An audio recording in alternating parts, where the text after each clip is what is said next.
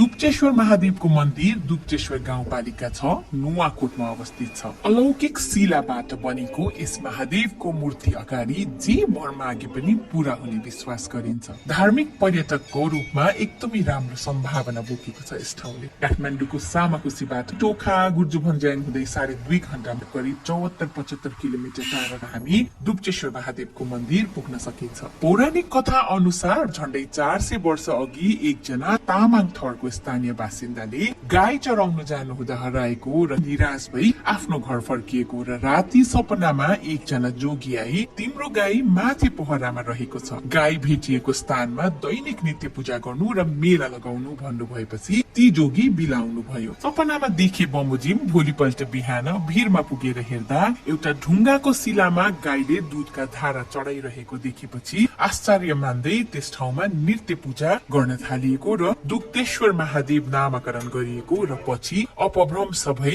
दुप्चेश्वर नाम रहन गएको जनविश्वास गरिन्छ। विशेष गरी सन्तान नभएका दम्पतिहरू सन्तान वर माग्नका लागि यस ठाउँमा पुग्ने गर्नुहुन्छ। यस मन्दिरमा बौद्ध धर्म मान्नुहुने धर्मावलम्बीहरूको पनि निकै आस्था रहेको छ। 700 मिटर अग्लो चट्टानको पहरामा अवस्थित रहेको छ। मन्दिरको फेदीमा भने तादी नदी बगिरहेको छ। यस मन्दिर पुग्न झोलुङ्गे पुलको साथसाथै सिडीको व्यवस्था पनि राम्रै गरी गरिएको छ। हरेक वर्ष धान्य पूर्णिमाको अवसरमा साताव्यापी विशेष मेला लाग्ने गर्दछ। दुप्चेश्वर महादेवले हजुर हामी सबैको सदैव रक्षा गर्नुहोस्।